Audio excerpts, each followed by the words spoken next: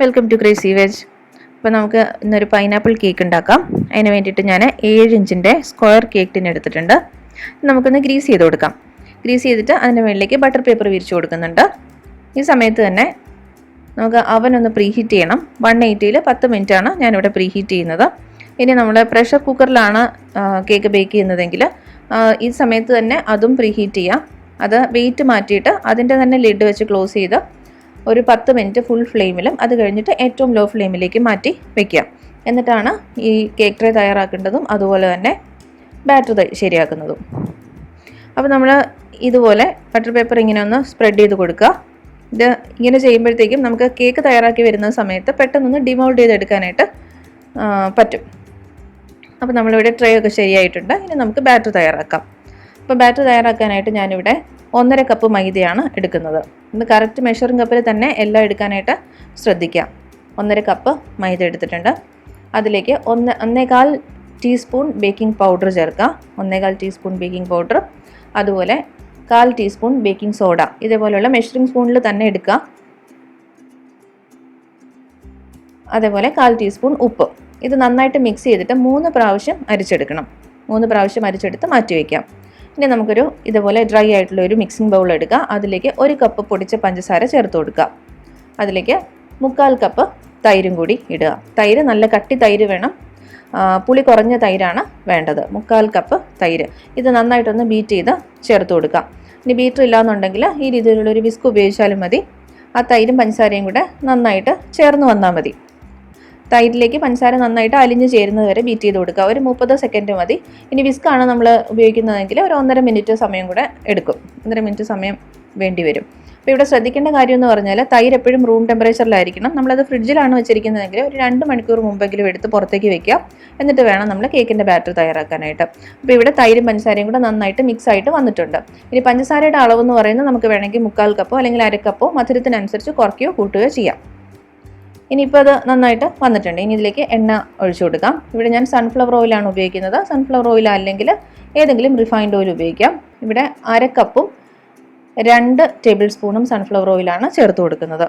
എന്നിട്ട് ഇതും നമ്മൾ നേരത്തെ തയ്യാറാക്കിയ ബാറ്ററിലേക്ക് നന്നായിട്ട് ചേർന്ന് വരുന്നത് വരെ ഒരു 10-20 സെക്കൻഡ് ഒന്ന് മിക്സ് ചെയ്ത് കൊടുക്കാം. നന്നായിട്ട് ചേർന്ന് വന്നിട്ടുണ്ട്. ഇനി ഇതിലേക്ക് ഞാൻ 1/2 കപ്പ് പാലാണ് ചേർത്ത് കൊടുക്കുന്നത്. പാലും തിളപ്പിച്ച പാലായാലും കുഴപ്പമൊന്നുമില്ല, പക്ഷേ അത് റൂം ടെമ്പറേച്ചറിലായിരിക്കണം, നല്ലതായിട്ട് തണുത്തതായിരിക്കണം. അപ്പോൾ പാലൊഴിച്ചിട്ട് അതും കൂടി ഒന്ന് മിക്സ് ചെയ്ത് കൊടുക്കാം. ഒരു 10 സെക്കൻഡ് മതിയാവും.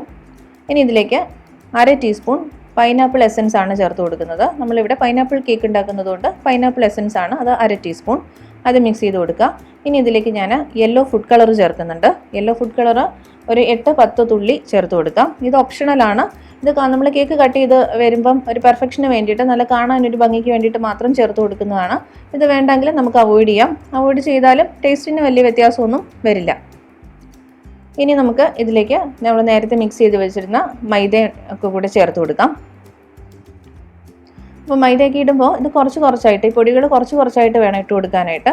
ഇട്ട് കൊടുത്തിട്ട് ഒന്ന് ബീറ്റ് ചെയ്ത് ചേർത്ത് കൊടുക്കുക. അപ്പോൾ ഈ ബീറ്റ് ചെയ്യുന്ന സമയത്ത് നമ്മൾ ശ്രദ്ധിക്കേണ്ടതെന്ന് പറഞ്ഞാൽ 3 സെക്കൻഡ് അല്ലെങ്കിൽ 4 സെക്കൻഡ് അതിൽ കൂടുതൽ ബീറ്റ് ചെയ്ത് കൊടുക്കരുത്. ഇതൊരു 4 തവണയായിട്ടാണ് ഞാൻ ഇട്ട് കൊടുത്തിരിക്കുന്നത്. ഒരു 4 സെക്കൻഡ് കൂടുതൽ ഇത് മിക്സ് ചെയ്യരുത്. ഓവർ മിക്സ് ചെയ്ത് കഴിഞ്ഞാൽ കേക്ക് ശരിക്കും പൊങ്ങി വരില്ല. അപ്പോൾ നമുക്ക് ഇതുപോലെ ഞാനിത് ബീറ്റർ ഓഫ് ചെയ്ത ശേഷമാണ് മിക്സ് ചെയ്ത് കൊടുക്കുന്നത്. നമ്മൾ ബീറ്റർ മാറ്റി വെച്ചിട്ട്, അല്ലെങ്കിൽ അത് ബീറ്റർ 1-ൽ ഇട്ടിട്ട് മാത്രമേ ഇത് മിക്സ് ചെയ്യാൻ പാടുള്ളൂ. അത് 3 സെക്കൻഡ്.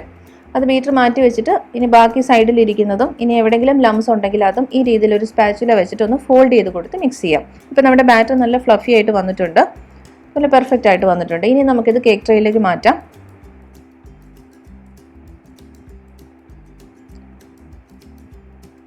നമ്മൾ മൗൾഡിലേക്ക് മാറ്റുന്നതിന് മുമ്പ് അതിൻ്റെ അടിയിലായിട്ട് ഞാൻ ഈ രീതിയിൽ പൈനാപ്പിൾ ഒന്ന് കട്ട് ചെയ്തിട്ട് ഒന്ന് വിരിച്ചു കൊടുക്കുന്നുണ്ട്.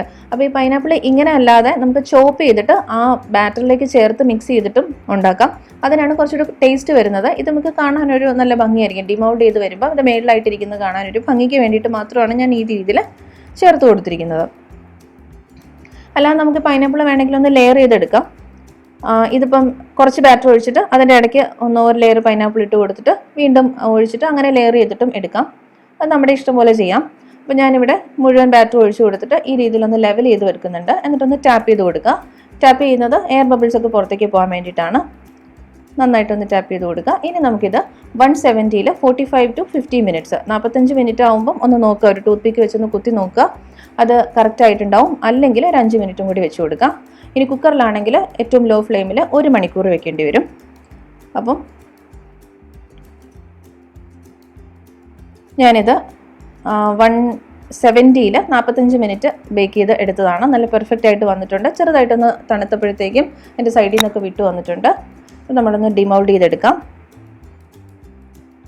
ഡിമൗൾഡ് ചെയ്തെടുത്തപ്പോൾ നമ്മുടെ പൈനാപ്പിളൊക്കെ മുകളിൽ വന്നിട്ട് നല്ല പെർഫെക്റ്റ് ആയിട്ട് വന്നിട്ടുണ്ട്. ടെക്സ്ചറൊക്കെ കറക്റ്റ് ആയിരുന്നു. നല്ല സോഫ്റ്റ് ആൻഡ് സ്പോഞ്ചി ആയിട്ടുള്ള കേക്കാണ്. അപ്പോൾ നിങ്ങൾക്ക് വീഡിയോ ഇഷ്ടമായിട്ടുണ്ടെങ്കിൽ ഈ രീതിയിൽ എല്ലാവരും ഒന്ന് ട്രൈ ചെയ്ത് നോക്കുക. താങ്ക്